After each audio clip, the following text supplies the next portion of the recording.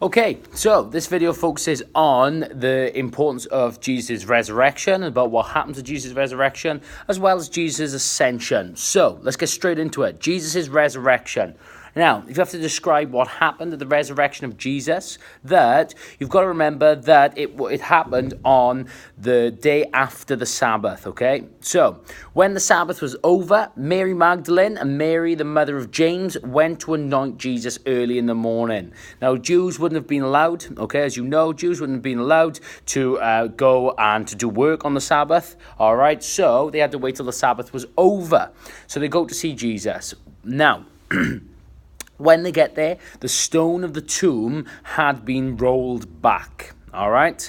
Now, this is where there's a bit of variety between the different gospel accounts. The first sort of thing, if you want to look at it, is that it is reported that there was a violent earthquake and an angel appeared and said to the women to do not be afraid, and that Jesus has risen and to go tell his disciples. Right. However, it's also reported in another gospel that a young man dressed in a white robe was there and said, "Do not be alarmed. You are looking for Jesus of Nazareth who was crucified. He has been raised." Okay, so there's a little bit of disparity there.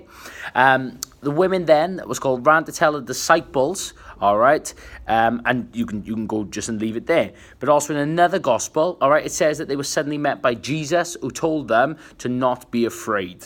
Okay, so you've got a bit of disparity between the three of them, all right? But essentially, the women go there, the stone at the front of the tomb was rolled back, that then you could either go down the route about how they were visited by an angel who said that not be afraid, and to tell Jesus. You've got another sort of reported account that says about the fact that there was a violent earthquake and a young man appeared and told them pretty much the same thing, to not be alarmed, and that Jesus had been raised, okay?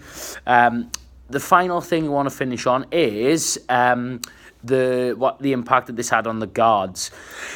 Now, the Roman guards was called looking after Jesus, that obviously they were worried about this, and they went to see the chief priests, okay, who paid them to say that Jesus' disciples came and stole him away while they were sleeping, all right? So needs a bit of revision, okay, that topic will, because of just remember those little differences. As long as you remember, the women go there, the tomb was rolled back, the little bit of disparity between the different accounts about who spoke to them, and then the fact they went and told the disciples, and finish off by saying about the guards and the chief priests.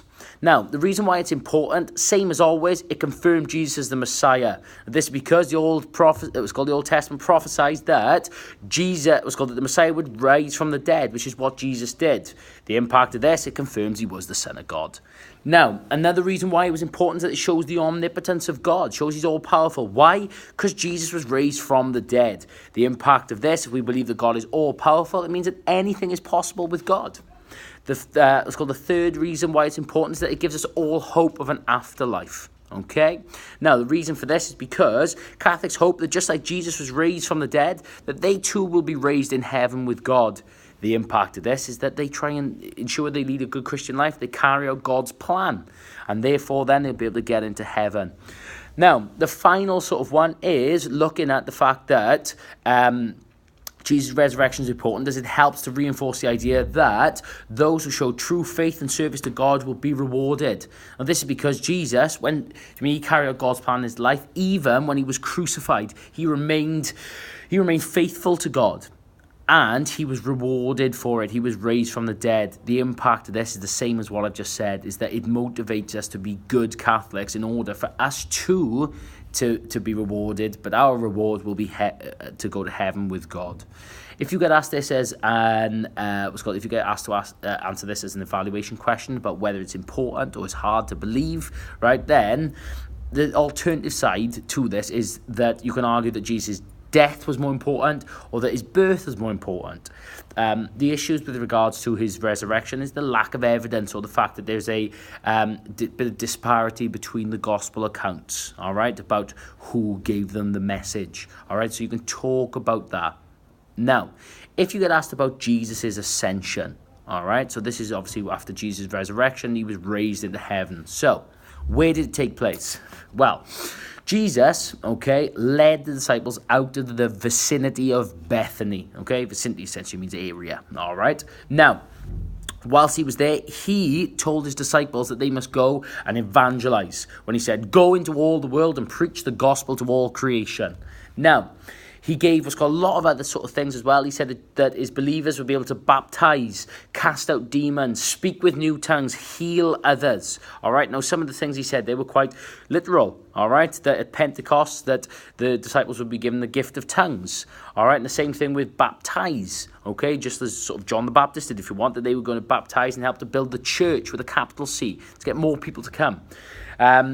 He also spoke to them, this is really crucial, that he said the Holy Spirit would be there with them, okay? They would receive this power, this authority, all right, when the Holy Spirit came to be there with them.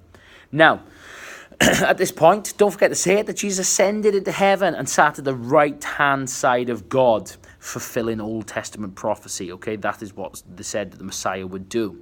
At this point, okay, the disciples remained there for a while until two white-robed men, all right, appeared and said, essentially, what are you doing?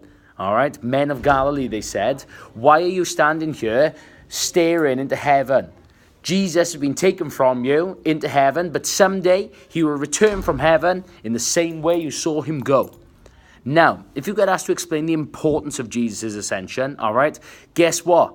You can use the point about the fact it confirms him as the Messiah, all right? And the reason for this is that, guess what? In the Old Testament, it prophesies that the Messiah would ascend into heaven and be seated at the right-hand side of God.